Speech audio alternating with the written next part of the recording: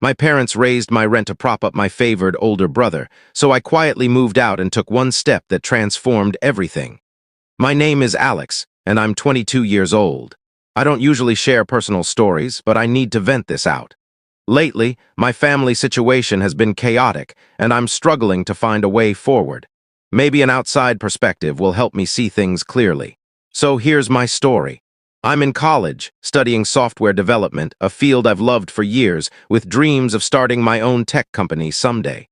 I work part-time as a junior coder, saving every penny I can while covering my own expenses.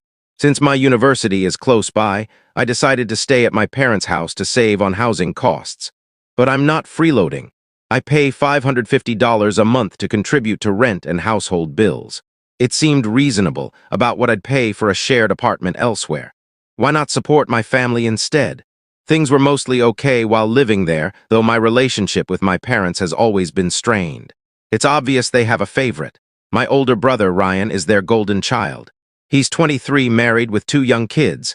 Growing up, Ryan was always in trouble, skipping school, getting into fights, ignoring rules. Yet my parents always defended him. I, on the other hand, worked hard, followed the rules, and stayed out of trouble. But my efforts never seemed to earn me the same respect or attention. About a year ago, Ryan moved out with his wife and kids after borrowing money from our parents and his in-laws to start a construction business. He called it a big break and even bought a house. I was skeptical but hoped he was finally getting his act together.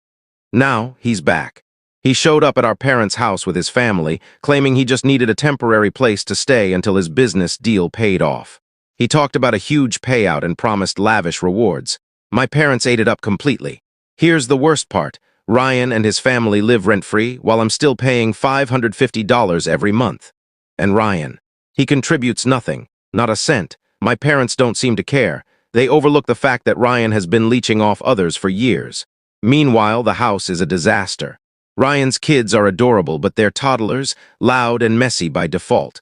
They've turned the place into a chaotic playground, and finding a quiet corner is impossible. I've tried working in my room, but even that's not private. The kids burst in constantly, and Ryan thinks it's amusing. His wife doesn't help either. She leaves dishes piled up, clothes scattered, and messes everywhere. What frustrates me most is how Ryan and his wife act like they own the house. They take over the kitchen, and if I ask to use it, they make snide comments about how families share everything. Sure, except when it comes to paying bills. I tried talking to my parents about it, but they dismissed me. My mom told me to be more compassionate, saying Ryan's struggling. When I asked if Ryan would start paying anything, she got defensive and ended the conversation. Now I feel like an outsider in my own home. I'm saving for my future, but it's like that doesn't matter. All they care about is Ryan's so-called business, which might not even exist. I've considered moving out, but it's daunting. Rent is pricey and my part-time job doesn't pay much. With tuition and bills, I'm barely getting by, plus it feels like defeat. Why should I have to leave just because Ryan won't pull his weight? It's unfair. I'm trying to figure out if I'm wrong here. Should I just pay more to keep the peace, or is this as unjust as it feels? I've always avoided conflict, but this is pushing me to my limit. I'm tired of bending over backward while Ryan gets a free ride. That's where I'm at, caught between standing my ground and avoiding a bigger mess. If you've been in a similar situation, I'd love to hear how you handled it. I'll share more updates soon. Thanks for listening. Update 1. Hey, it's Alex again. Things have gotten worse since my last post, and I'm still grappling with this family chaos. Here's what's happened. Last week, my mom came to my room, acting friendly but clearly with a purpose. After some small talk, she dropped the bomb. Since Ryan and his family are staying, household costs are up, so they need me to pay more. I was floored. I've been paying my share for years, never asking for a break, and now they want more from me while Ryan and his wife contribute nothing. I asked directly if Ryan would start chipping in, and she dodged the question, saying he's in a tough spot and family helps family. Then she walked out like the discussion was over. I was furious. This isn't just about money anymore, it's about fairness. Why am I the only one expected to carry the burden? The next morning at breakfast, my dad backed her up, saying we're all in this together and I need to step up. I tried explaining my side, but he interrupted and told me to think it over. I looked at Ryan, hoping for some acknowledgement, but he just kept eating like it didn't involve him. That night, I tried talking to my mom again, explaining that I can't afford to pay more with tuition and bills eating up my income. She didn't care. She lectured me about sacrifice and how Ryan has kids to support. Sure, he has kids, but he's an adult. Why is it my responsibility to fund them?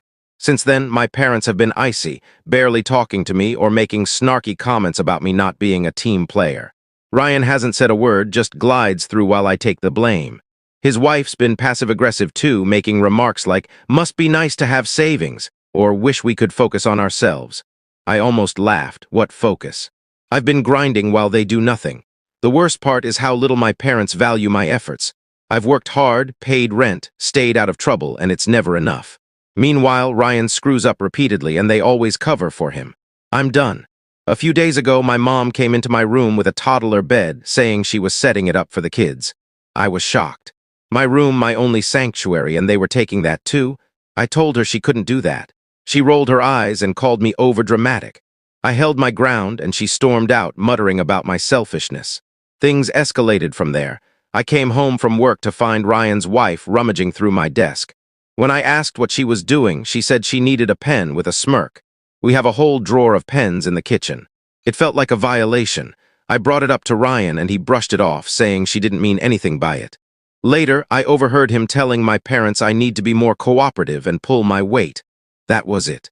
I realized I'd spent years trying to earn their respect, thinking they'd eventually see my worth if I worked hard enough. But they never will. They'll always choose Ryan. That night, I started looking for apartments. It wasn't an easy choice, money's tight, and I knew it'd cause a rift. But I couldn't stay in that toxic environment any longer. If my parents want to prioritize Ryan, they can do it without me. So I've started packing.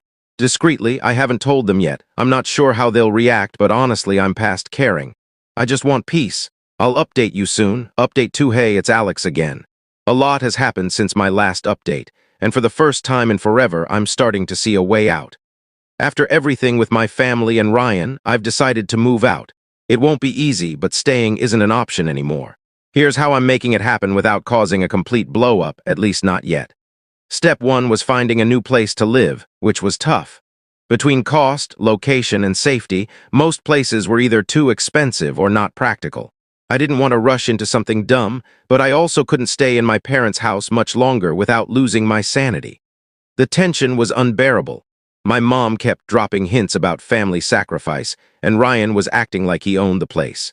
Then a friend connected me with someone named Jake, who was looking for a roommate. He just signed a lease on a small 2-bedroom apartment and needed someone to split costs. I was wary about living with a stranger, but after meeting Jake and checking out the place, I felt hopeful. It's not fancy, just a simple apartment with a small kitchen and shared bathroom. But it's clean, close to campus, and most importantly, far from my family's drama. Jake agreed to split everything evenly, so my share would be around $400, less than what I was paying my parents. Even with utilities and groceries, I'd save money. It felt like the right move. The hard part was leaving without sparking a huge fight. I knew telling my parents I was moving would lead to chaos. My mom would guilt-trip me about abandoning the family, and my dad would likely call me ungrateful. Ryan, he'd probably laugh it off like I was joking, so I kept it quiet. Over a couple of weeks, I packed slowly, hiding stuff in storage bins or my closet. When the house was empty, I'd sneak things to my car and drop them at Jake's place. It was tedious, but it worked. During that time, I started pulling back from family life. No more shared meals. I'd grab food and stay in my room. I avoided money discussions and kept a low profile, just trying to get through each day. It wasn't easy. Every snide comment from my mom or mess left by Ryan's wife made me want to snap, but I stayed focused. My exit plan was almost ready. The hardest part was dealing with the kids. I love my niece and nephew, but they've taken over the house. Toys everywhere, scribbles on my walls, sticky fingerprints on my stuff. I tried setting boundaries, but it was pointless. Ryan thought it was funny, and his wife acted like I was the villain. "They're just kids, Alex," she'd say, like that excused everything. Meanwhile, I was counting down to freedom. The breaking point came when I overheard Ryan and my mom talking about my savings. I've worked hard for years to save for my tech company. It's not a lot yet, but it's my dream. So imagine my shock when I heard Ryan say I should use my savings to help the family. He literally said, "Alex doesn't need that money right now. He can start his business later." I was livid. I confronted him, saying my savings weren't his to claim and that he needed to support his own family. He rolled his eyes and walked away. That was it. I went to my room, grabbed another box, and packed the last of my things. I didn't care what anyone thought anymore. I signed the lease, finished packing, and planned to leave that weekend. I haven't told my family. I'll leave a note explaining, but I won't stick around for the fallout. They can deal with Ryan's freeloading without me. It'll cause drama, but I'm done caring. I need peace. I need freedom. And I'm finally getting both. I'll let you know how it goes in the next update. Update 3. Hey everyone, it's Alex again. I did it. I moved out. It wasn't smooth, but the relief I feel is indescribable. This whole journey has been an emotional whirlwind, nervous, excited, liberated, but I have no regrets. Here's how it went down. I planned my move for a Saturday when my parents, Ryan, and his family were out at a family friend's barbecue. It was the perfect chance to slip away without a confrontation. I spent the week preparing, boxes packed, essentials ready, car stuffed to the brim. On Saturday, I took one last look around the house. Despite all the stress, it was still my childhood home. Standing in my room, I felt a pang of nostalgia. It wasn't much, but it had been my space. Still, I reminded myself why I was leaving. I needed to put myself first. When I got to the new apartment, Jake was there to help unload. Seeing my stuff in a new place, one that was truly mine, felt unreal. The apartment is simple, 2 bedrooms, a shared kitchen and living area. But it's quiet, clean, and free of drama. I set up my room with my bed, desk, and a few personal items. For the first time in years, I could relax. That first night, I sat at my desk, opened my laptop, and worked without interruption. No noisy toddlers, no snarky comments, no one invading my space. It was bliss. Of course, the peace didn't last long. By Sunday night, my phone was blowing up. My mom realized I was gone and called repeatedly. I ignored the first few calls, but eventually picked up. The moment I did, she unleashed. "Alex, where are you? Why aren't you home? We've been worried sick." I calmly said, "I don't live there anymore. I've moved out." Silence. Then the outburst. "What do you mean you moved? Why didn't you tell us? How could you do this to us?" She went on about how I'd abandoned the family and how they needed my financial help. I explained that I'd been contributing for years while Ryan paid nothing. She cut me off. "Ryan has kids, Alex. You don't get what that's like." I realized there was no reasoning with her. "Mom," I said, "I've done my part. If you want to support Ryan, that's your call, but I can't keep sacrificing my life for it." I hung up. The next day, the guilt trips came via text. My mom sent long messages about how I was selfish and tearing the family apart. My dad texted too, saying he was disappointed and that I needed to grow up and understand family duty. Then Ryan chimed in, "Wow, way to ditch mom and dad when they need you, real mature." I didn't reply to any of them. Why bother? Instead, I focused on settling into my new life. I stocked the kitchen, organized my room, and felt in control for the first time in ages. A few days later, my mom called again, this time sounding more tired than angry. She talked about how hard things were without me, how bills were piling up, and how the kids missed me. Then came the guilt. "Alex, we've always supported you. Is this how you repay us?" I took a deep breath and said, "Mom, I love you, and I'm grateful for everything you did when I was younger. But I've been supporting myself and you for years. I can't keep covering for Ryan." She started crying, saying she didn't know how they'd manage. I stayed firm. "You'll have to figure it out with Ryan." She hung up. I haven't heard from her since. Ryan, though, keeps texting, guilt trips one minute, demands for money the next. "You've always been the responsible one, Alex. Why can't you help?" The nerve still shocks me. Despite all that, I know I made the right choice. Life in the new apartment is calm. Jake's awesome. We split everything fairly. No drama. I've been focusing on school and work without constant interruptions. I even finished a major project last week, something I couldn't have done at my parents' place. The best part, I'm starting to feel like myself again. For so long, I tried to earn my parents' approval, thinking they'd value me as much as Ryan. But I've accepted that won't happen, and that's fine. Their favoritism reflects on them, not me. I don't need their validation to succeed. Final update. Hey everyone, it's Alex, and this is probably my last update. It's been a few weeks since I moved out, and I feel like a new person. The fallout from my decision hasn't been easy, but it's shown me who my family really is, and who I am when I'm not under their constant pressure. My mom hasn't let up much. After her initial anger, she switched to heavy guilt trips. I get near-daily texts. "How could you abandon us? Or don't you care about your family?" She even said, "We sacrifice so much for you, Alex, and this is how you repay us." Those messages sting because I do love my parents. They did a lot for me growing up, and I'll always be grateful. But love doesn't mean I owe them endless sacrifices. I've been the one stepping up for years, paying rent, working hard, staying out of trouble, while Ryan contributes nothing and gets a free pass. I thought my dad might be more reasonable, but I was wrong. A few days after I left, he called, sounding calm at first, asking why I didn't discuss it with them. I explained that I was tired of being overlooked. I told him I'd paid rent for years, done everything asked of me, and that it wasn't fair to demand more while Ryan gave nothing. His response? "Alex, Ryan's just going through a tough time. He's trying to get back on his feet. As his brother, you should support him. Family sticks together." I couldn't believe it. "Dad," I said, "Ryan's been in a tough spot his whole adult life because no one holds him accountable. If you want to enable him, that's your choice. But I'm done with it." He didn't like that. He called me selfish, said I was abandoning the family and letting down Ryan's kids.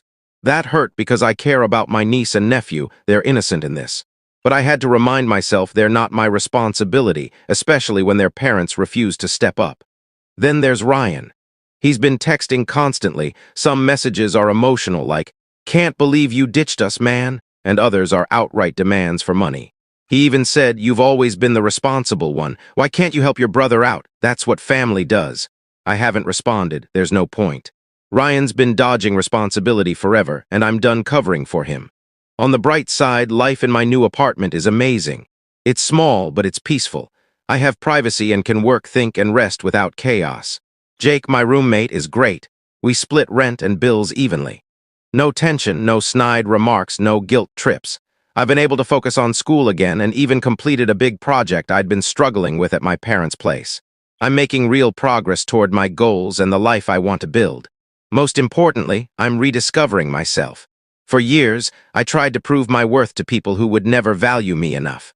I thought if I worked harder, paid more, or stayed quiet, my parents would see me the way they see Ryan. But I've realized that's never going to happen. Their loyalty to Ryan isn't about me, it's about them. And I'm okay with that. I don't need their approval anymore. I've talked to a few close friends about all this, and their support has been incredible. They've helped me see that setting boundaries isn't selfish, it's healthy. Just because someone's family doesn't mean they get to drain your energy, peace, or money. It's a hard lesson, but I'm glad I learned it now. For now, I've decided to go low contact with my parents and Ryan. I'll check in with my mom occasionally to let her know I'm okay, but I keep conversations brief and avoid topics like money or Ryan. It's not perfect, but it's what I need to stay grounded. Maybe things will get better someday.